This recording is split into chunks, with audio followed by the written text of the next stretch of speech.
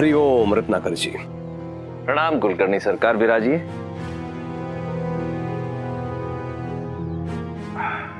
ये लीजिए।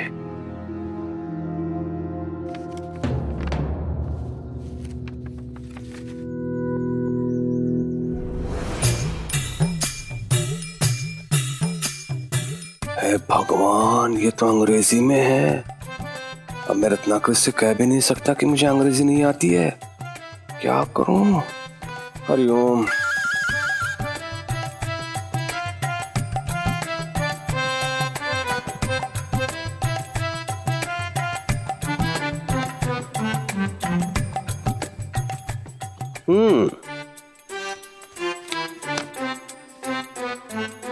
बहुत अच्छा है, बढ़िया। लाइए मैं पढ़ देता हूं।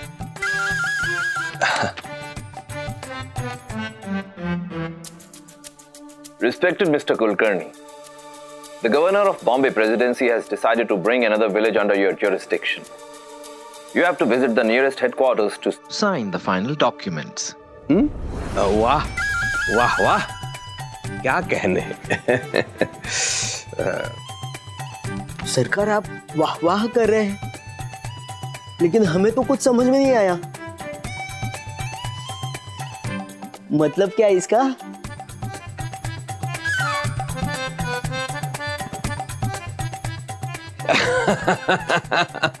देख लिया रत्नाकर जी, कैसे गधों से पाला पड़ा है मेरा। छोटी छोटी बातें भी समझानी पड़ती है इन्हें।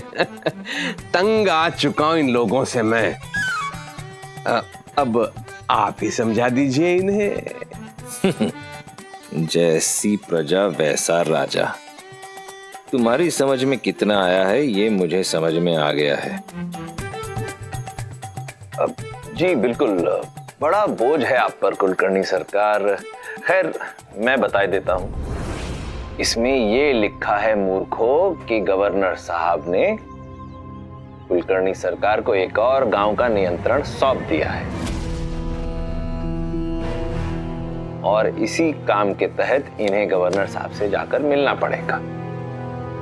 जी हरिओम हरिओम। सच। न जाने कब से प्रतीक्षा थी समाचार की।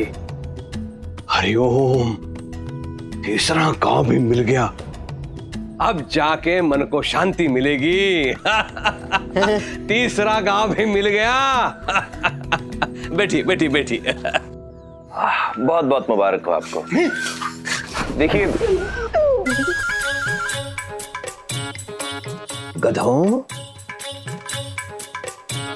घर जाकर करने के लिए कुछ तो बाकी रखो। मैंने अपना वादा पूरा कर दिया। अब जब आप मुझे शिरडी में भूमि दिलवा देंगे तो मैं आपको 2 और गांव का नियंत्रण भी दिलवा दूं। तो बच्चों, 7 का पहाड़ा सबको याद हो गया?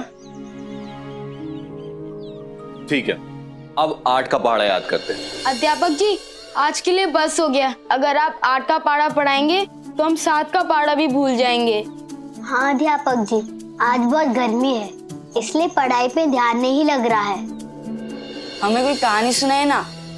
पहले अब्बू और बड़े अब्बू मुझे कहानी सुनाते थे, पर अब तो प्रतियोगिता में व्यस्त हो गए। उनके पास हमारे लिए समय ही नहीं है। अली सही कह रहा है। हाँ अध्यापक जी, हमें कहानी सुनाइए ना।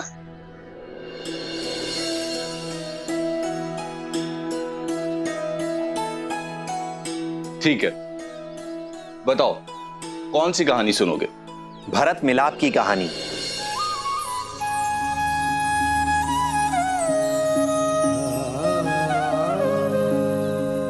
प्रणाम साईं।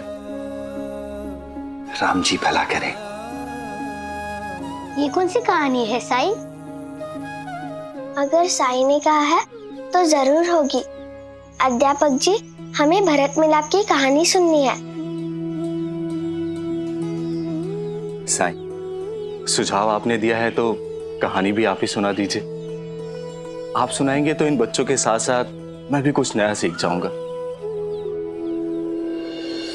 तो हुआ ऐसा कि वनवास का आदेश पाकर जब भगवान राम ने वन की ओर प्रस्थान किया तो उनके छोटे भाई भरत उनसे मिलने के लिए आए। भगवान राम से अयोध्या वापस चलने का अनुरोध किया तो भगवान राम ने भरत को समझाया कि पिता की आज्ञा के पालन के लिए उन्हें 14 वर्ष वनवास में रहना ही होगा। भरत अयोध्या लौट जाएं और राजा बनकर अयोध्या पर शासन करें। एक पुत्र और एक राजा के रूप में यही उनका कर्तव्य है। भगवान राम के समझाने पर भरत मान तो गए। उन्होंने भगवान राम से उनकी चरण पादुका मांगी और चरण पादुका को अपने शीश पर रखकर अयोध्या वापस लौट गए। अयोध्या जाकर पादुकाओं को सिंहासन पर रखकर श्री रामचंद्र जी की ओर से अयोध्या पर शासन करने लगे और इंतजार करने लगे उस दिन का जिस दिन भगवान राम अयोध्या वापस लौटेंगे।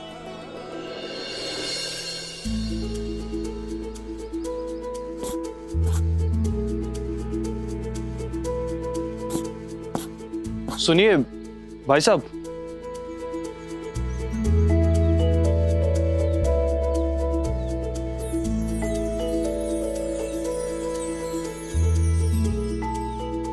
कहिए। अब ये माधव कहाँ रहते हैं? वो अध्यापक जी, वो तो इस समय विद्यालय में होंगे और विद्यालय जाने का रास्ता यहाँ से सीधा जाइए, उधर ही सामने आपको विद्यालय दिखेगा। जी शुक्रिया।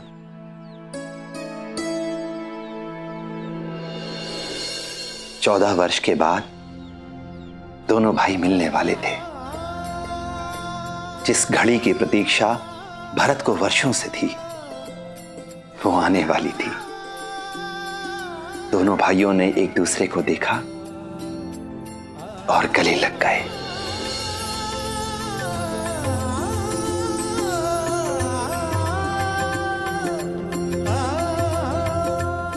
माधव,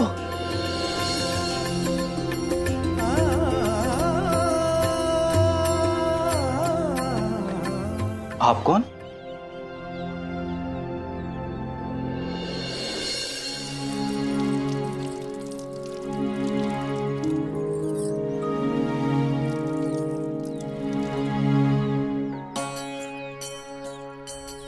ब्रह्मकमल, और इस समय? ये तो बहुत अच्छा शगुन है। कहीं सच में कोई खुशखबरी तो नहीं मिलने वाली है? खुशी मिलने वाली नहीं है, मिल चुकी है रुक्मिणी।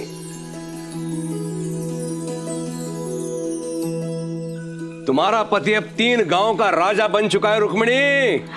अहो, बधाई हो आपको। तुम्हें भी बधाई हो रुक्मिणी। सरकार, आज आपके यहाँ दावत तो मिलेगी ना? वाह सरकार वाह, आज तो खाने के लिए आम्र, श्रीखंड, भाकरी, पूरन पोरी, भजी, लड्डू, पेड़ा, खीर। हरिओम हरिओम। तुम दोनों भुक्कड़ हो भुक्कड़। लगता है तुम दोनों का जन्म केवल खाने के लिए हुआ है। गधो, पहले पूजा पाठ करेंगे, भगवान को धन्यवाद देंगे। हरिओम। अहो, आप हाथ मुंह धो लीजिए, मैं तैयारी करती हूँ।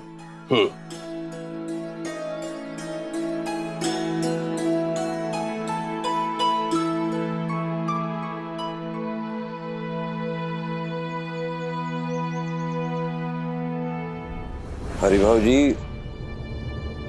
मैं आपका अनाज नहीं ले सकता भाई। लेकिन हुजूर, आपने तो कहा था कि मेरा अनाज शिरडी में सबसे बढ़िया अनाज है। हाँ हाँ, अनाज की गुणवत्ता पर कोई संदेह नहीं, लेकिन क्या हुजूर? अब क्या बताऊं, मुझे तो कहते हुए बड़ा अजीब लग रहा है। नहीं नहीं हुजूर, आपको जो कुछ भी कहना है बेझिझक कहिए। बेझिझक होके बोल दूं? देखो हरिभाव, इतना बड़ा व्यापार करता हूं, अब बड़ा व्यापार करने के लिए दिल भी बड़ा होना चाहिए। इसलिए मैं ये ऊंच नीच जात पात इन सब चीजों में यकीन नहीं रखता। लेकिन मेरे ये श्रमिक है ना, मुझसे बिल्कुल उल्टी बुद्धि रखते हैं, मूड है एकदम। अब उन्हें कैसे समझाऊं? दरअसल तुम्हारा अनाज मैं इसलिए खरीद रहा था कि अपने यहाँ काम करने वाले श्रमिकों को भोजन करा सकूं। लेकिन अब वो तो नहीं मानेंगे। उन्हें कैसे समझाऊं?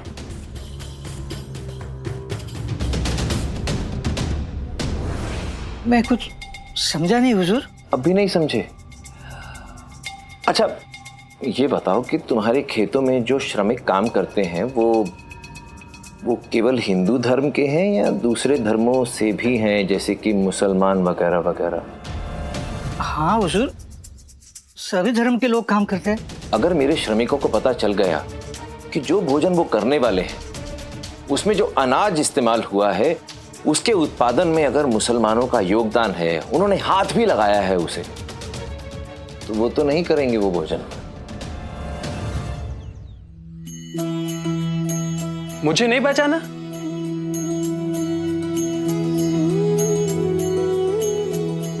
आपका चेहरा ऐसा लग रहा है कि मैं आपको जानता हूं, पर पहचान में नहीं आ रहा। तुम्हारा चचेरा भाई बालकृष्ण।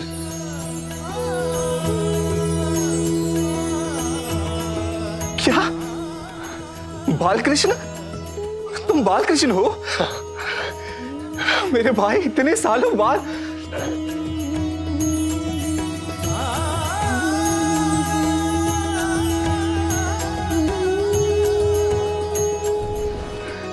आओ अंदर आओ, इनसे मिलो। ये हैं साईं, मैंने इन्हें अपना गुरु माना है। प्रणाम साईं। राम जी भला करे। और साईं, सालों बाद मिल रहा हूं मैं इससे।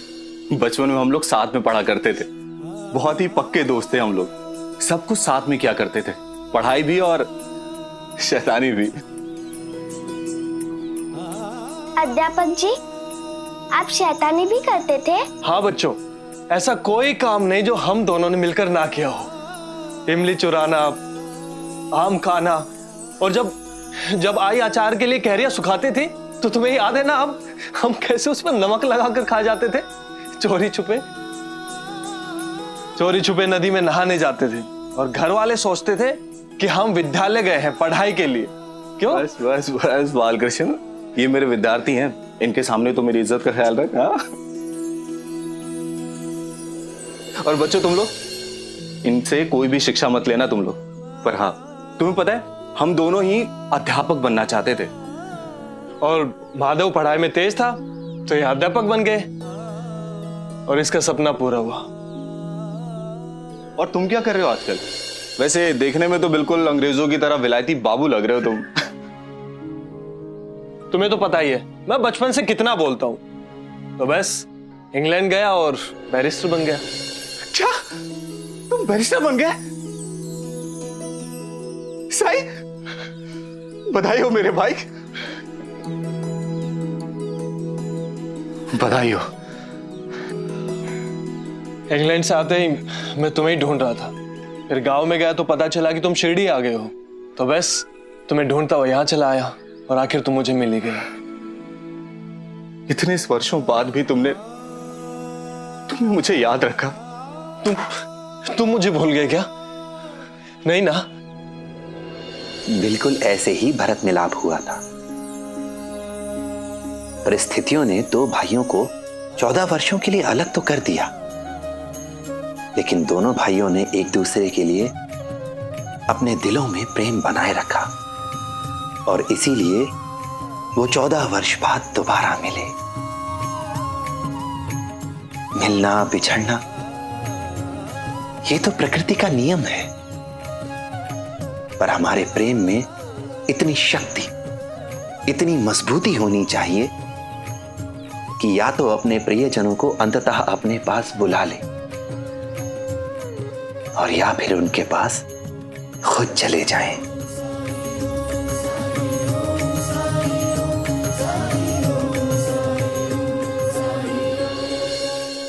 लेकिन हुजूर, शिरडी में तो सभी के खेतों में सभी धर्म के लोग साथ में काम करते हैं। इसीलिए तो मुझे शिरडी इतनी पसंद है, इसीलिए तो इतना प्रभावित हूं मैं इस जगह से।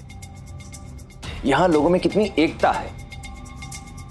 लेकिन मैं क्या करूं, मेरा प्रभावित होना अलग बात है, मेरा व्यापार करना एक अलग बात है। दोनों चीजों को मिला नहीं सकता ना। भाई मुझे तो उम्मीद थी कि तुम्हारी और मेरी व्यापारिक साझेदारी बरसों तक चलेगी, और अब लगता है किसी और को ही ढूंढना पड़ेगा। नहीं नहीं हुजूर, हुजूर, मैं भी तो यही चाहता हूं कि अपनी साझेदारी बनी रहे। जब आपने मुझसे कहा ना कि आप अपने कारखाने में काम करने वाले लोगों के लिए मुझसे गेहूं ले रहे हैं, तो पहले तो मुझे मेरी किस्मत पर विश्वास ही नहीं हुआ। मुझे ऐसे लगा कि जैसे भगवान ने आखिरकार मुझ पर कृपा कर ही दी। ऐसे लगा जैसे मेरा और मेरे परिवार का भविष्य उज्जवल होने जा रहा है। मैंने तो तीर्थ यात्रा पर जाने का भी सोच लिया था, और तो और मैंने अपने घर की मरम्मत करने के बारे में भी सोच लिया था। लेकिन अब तो जैसे अगर तुम चाहो तो तुम्हारे परिवार का भविष्य अभी भी उज्जवल हो सकता है। तुम चीजों को अभी भी बदल सकते हो।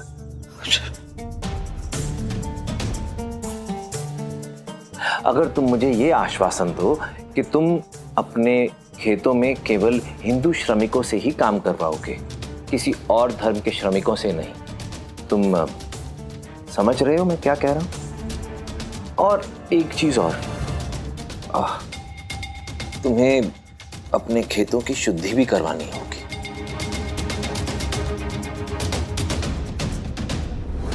आपकी रहमत से मुझे एक बहुत बड़ा सौदा मिला है साईं। मेरे लिए खुदा से दुआ कीजिएगा ताकि मैं वक्त से ये सौदा पूरा कर सकूं। इस उलझन में फंसा दिया रत्नाकर जी ने। हिंदू धर्म के ना होने के कारण उन श्रमिकों को कैसे हटा सकता हूं मैं, जो लोग बरसों से मेरे साथ काम कर रहे हैं, जो लोग मुझ पर निर्भर है। क्या करूं मैं? एक बात हमेशा याद रखना सुल्तान, कि किसी भी काम में लापरवाही अच्छी बात नहीं है। कभी कभी जब हम बहुत खुश होते हैं या फिर बहुत दुखी होते हैं तो अपना विवेक खो देते हैं हम, और अपने सामने आने वाले खतरे को देख नहीं पाते। आपकी इस बात को मैं हमेशा याद रखूंगा साईं। मेरे जहन में इस वक्त सिर्फ और सिर्फ असलम का निकाह और असलम की जिंदगी को बेहतर बनाने की चाह है, और इसके लिए मैं कड़ी से कड़ी मेहनत करूंगा।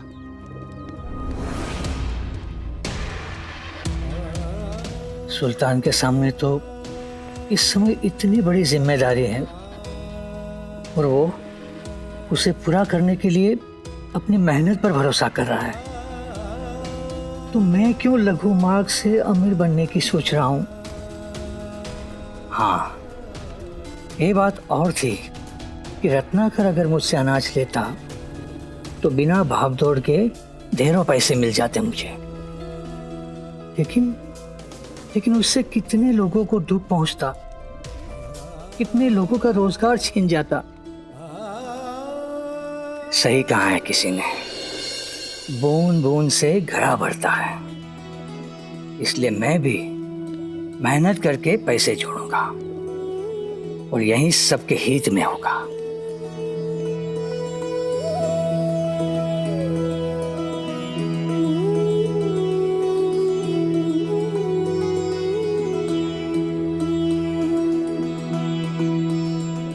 द्वारका माई के पास पहुंचते ही मेरी दुविधा दूर हो गई। मैं कैसे केवल अपने बारे में सोचने लगा, केवल अपनी समृद्धि के लिए श्रमिकों को काम से हटाने की बात मेरे दिमाग में आई। लेकिन कैसे आई? जो भी है, भगवान ने मुझे पाप करने से बचा लिया। साईं सही कहते हैं कि जिस चीज से मन में लालच पैदा हो और जो बुराई की ओर ले जाए उसे त्याग देना चाहिए। अब मेरे भाग्य में लिखा होगा कि रत्नाकर के साथ सौदा ना हो तो नहीं हुआ, लेकिन जो हुआ अच्छे के लिए हुआ और मैं उसमें खुश हूं।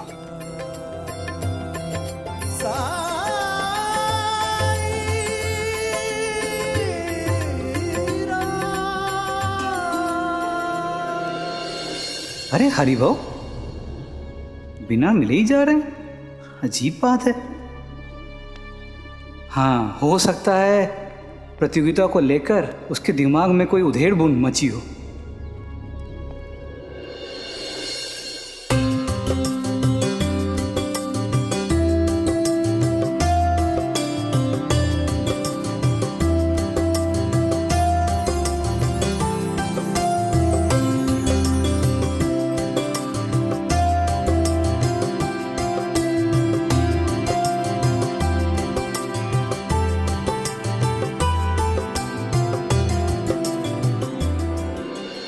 पता नहीं क्यों मेरा दिल कह रहा है सरकार को तीसरा गांव मिलना वो खुशखबरी नहीं है जिसका संकेत साईं ने दिया था।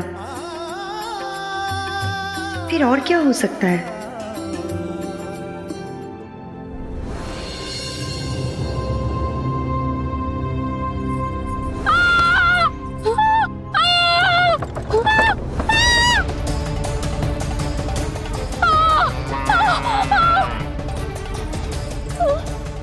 क्या हुआ? हमें आपकी मदद की जरूरत है। बहू, अचानक से प्रसव पीड़ा शुरू हो गई है। तो आप देर क्यों कर रही हैं? इसे जल्दी से अंदर लेकर आइए। अहो, आप जल्दी से जाकर दाई को बुला कर लाइए। आई कुछ कीजिए ना। चिंता मत कीजिए, सब ठीक हो जाएगा। भगवान पर भरोसा रखिए। आप इसे जल्दी अंदर लेकर आइए, मैं पानी गर्म करने रखती हूँ। हाँ, थोड़ी सब ठीक हो जाएगा बेटा। चलो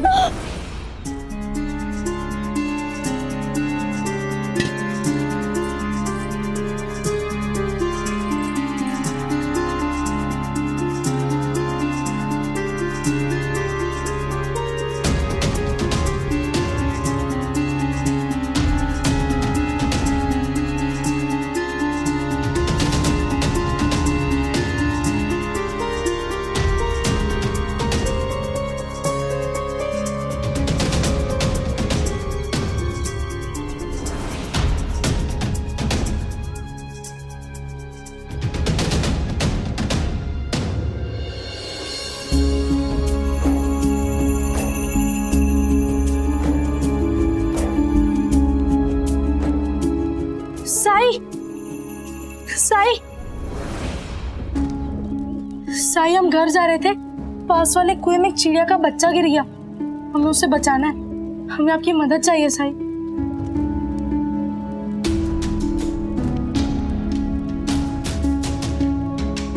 चलो।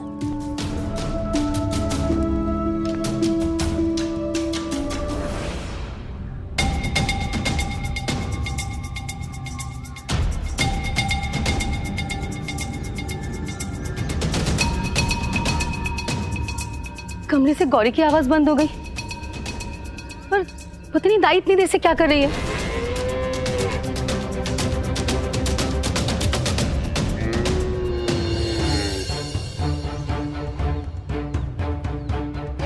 आइए साई।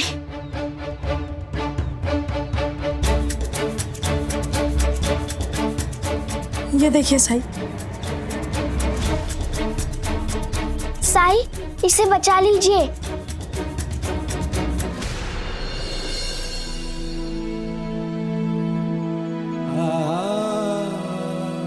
क्या हुआ है? बेटी हुई है।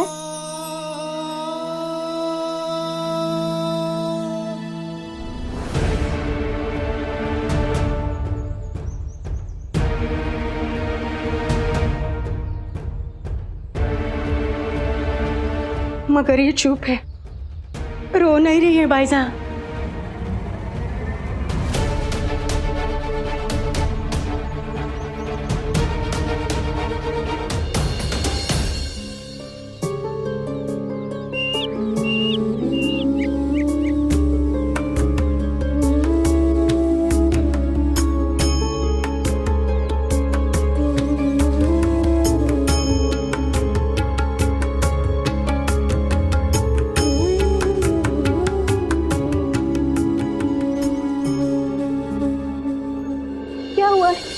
हुआ है मेरी बेटी को?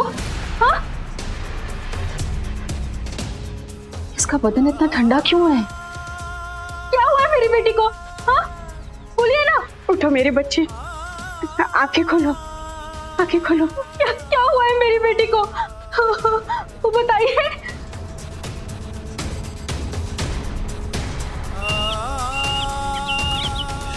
शांत हो जाओ, खुद को दोषी मत समझो। तुम्हारा बच्चा तुम्हारी गलती से कुएं में नहीं गिरा है। हौसला रखो, मैं तुम्हारी ही मदद के लिए आया हूं।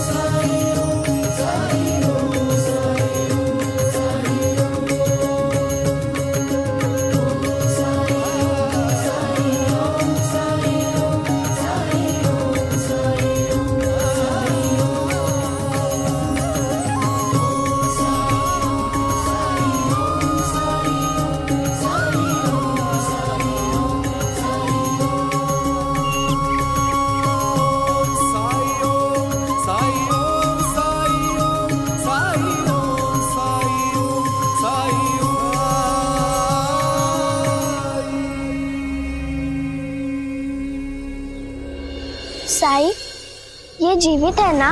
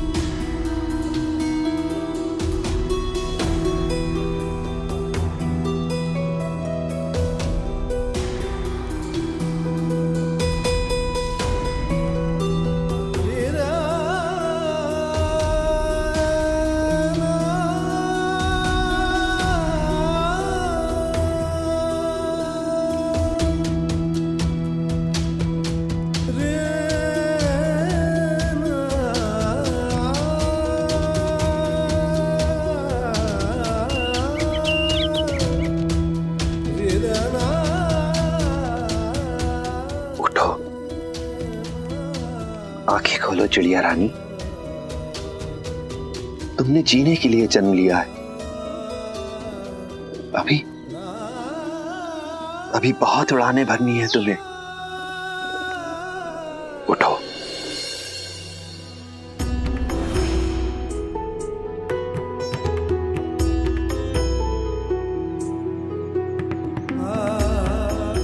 बेटी, बेटी आंखें खोलो, आंखें खोलो बेटी।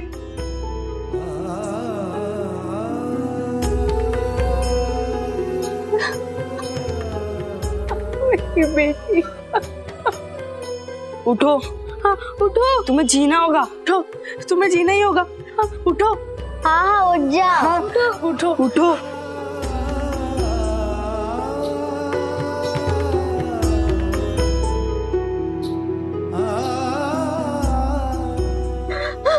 बाबा, इसका शरीर नीला पड़ता जा रहा है।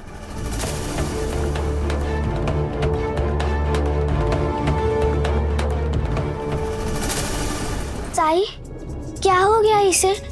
ये ठीक तो हो जाएगी ना? इसके शरीर को ताप की जरूरत है।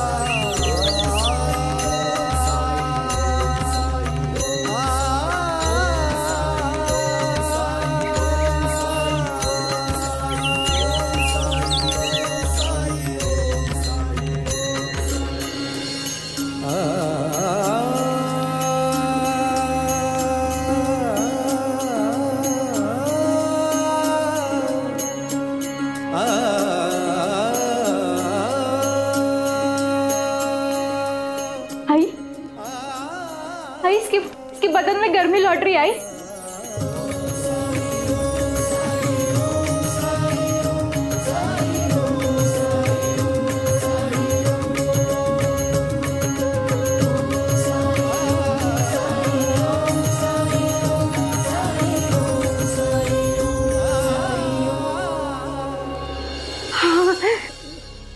हालत बहुत नाजुक है। पैदा होने के बाद से बच्चे अभी तक रोए भी नहीं। इसे इलाज की जरूरत है। इसे वैद्य के पास ले जाइए।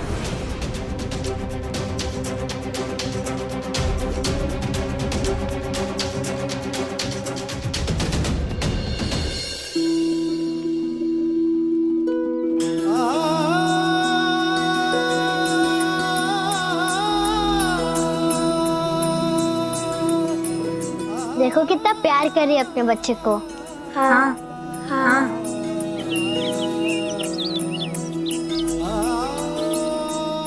साई, अब सब ठीक हो गया ना? नहीं लक्ष्मी, अभी खतरा टला नहीं है। हमें इनके लिए प्रार्थना करनी चाहिए।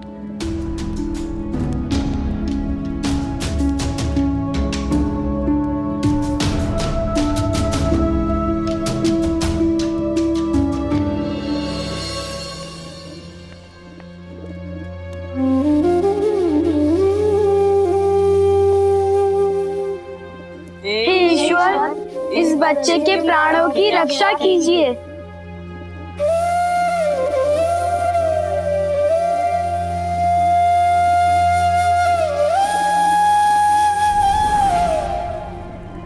इसे कुलकर्णी के पास ले चलते हम।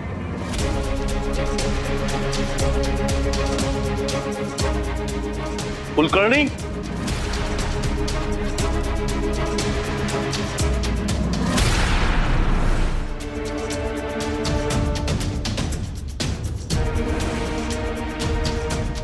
मैंने मना किया था ना, ये नाम अपनी ज़बान पे कभी मत लाना। मैं सारी जिंदगी उस भ्रष्ट आदमी का मुंह नहीं देखूंगा। क्यों नहीं जाएंगे? दामाद है वो आपका।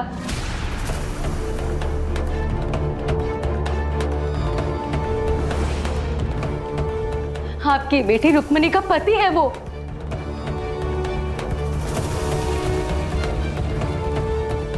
मेरी बेटी मेरे लिए कब की मर चुकी है।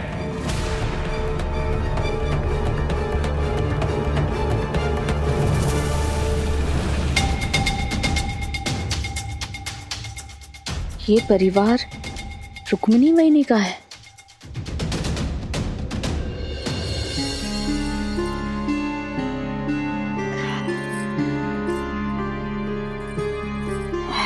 क्या हो रहा है मुझे इतनी बेचैनी सी क्यों हो रही है? राम कृष्ण हरि, राम कृष्ण हरि, राम कृष्ण हरि।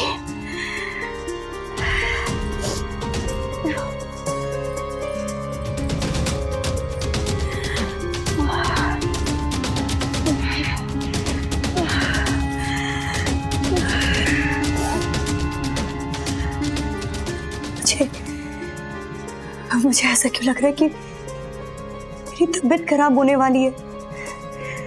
सरकार तो नए गांव का प्रभार लेने और संबंधी कार्यों को पूरा करने गांव से बाहर गए हैं।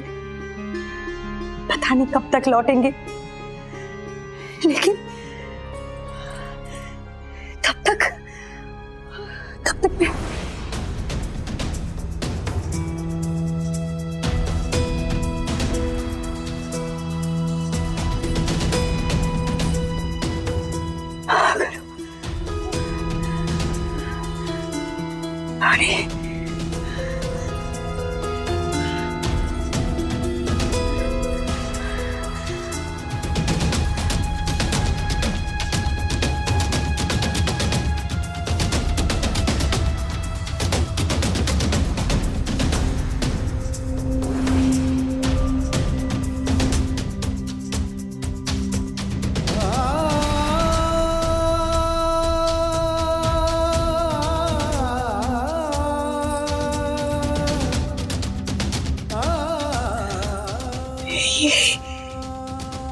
ये कंगन, ये तो मेरे भाई का दिया हुआ कंगन है। इसे तो मैंने संभाल के रखा था, लेकिन ये यहाँ कैसे?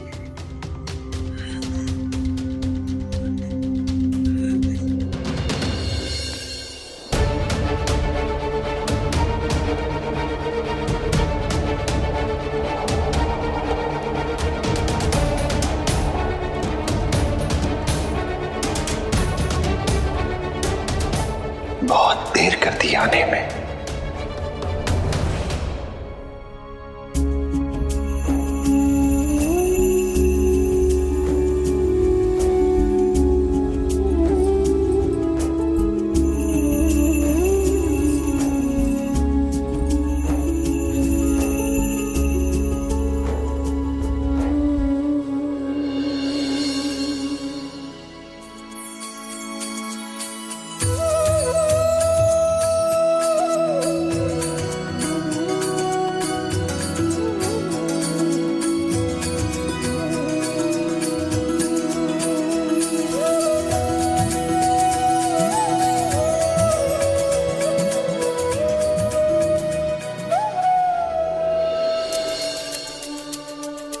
सलाम हुजूर। क्या हुआ हुजूर, आपने मुझे फौरन आने के लिए क्यों कहा? तुम्हें फौरन आने के लिए इसलिए कहा ताकि तुम अपनी आंखों से खुद देख सको। मैंने तुम पर भरोसा किया और तुमने बदले में क्या किया? मुझे यह सड़ा हुआ अनाज दिया है।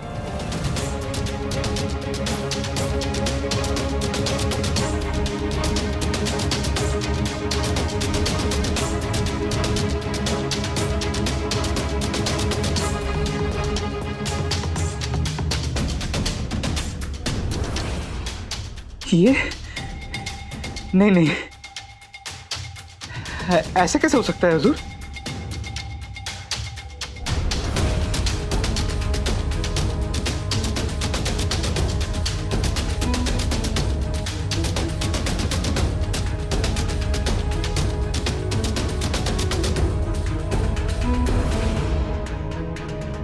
खुदा कसम हुजूर, मैं सच कह रहा हूं। जब मैंने आपको अनाज दिया था तो ये ऐसा नहीं था।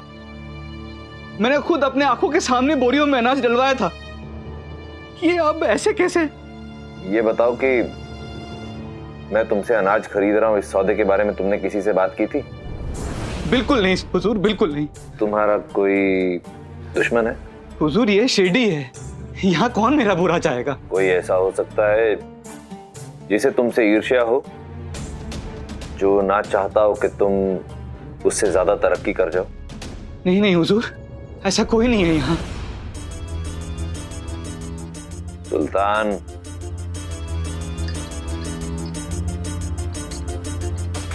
तुम बहुत सीधे हो, बहुत भोले हो तुम, और सबको अपने जैसा समझते हो।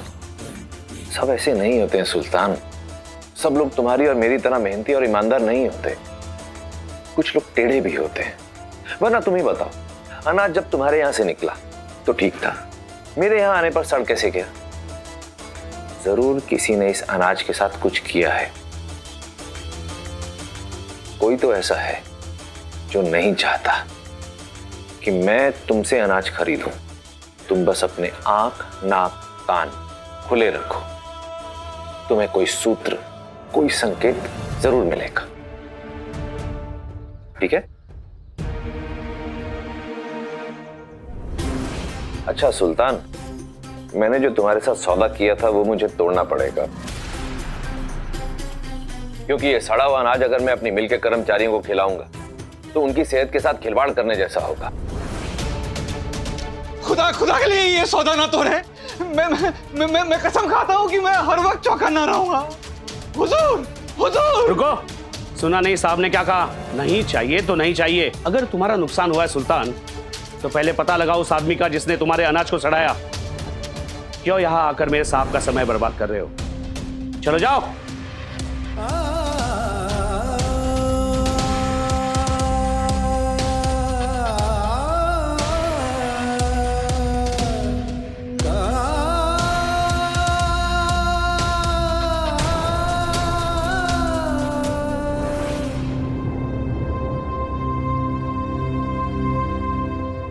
मुझे पता नहीं था कि आप कुलकर्णी सरकार के ससुर हैं।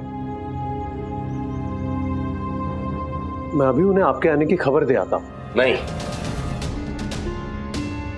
कृपया करके आप ऐसा मत कीजिए। मैं उस परिवार से कोई संबंध रखना नहीं चाहता। आप इतने जिद्दी, इतने कठोर कैसे हो सकते हैं? बाबा, अगर आप नहीं जाना चाहते तो ठीक है, मैं चला जाऊंगा। गणेश,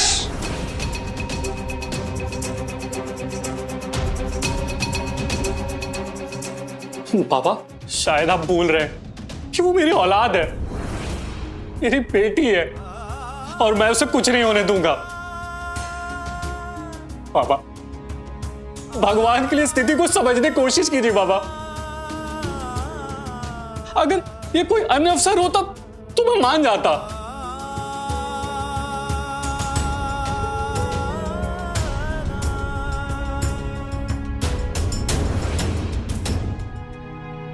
एक काम कर सकते हैं, हम साईं के पास जा सकते हैं। साईं भी सबका उपचार करता है। साईं? हाँ, मैंने नाम सुना है। तो क्या वो मेरी पोती को ठीक कर सकते हैं? अगर साईं नहीं तो कोई नहीं।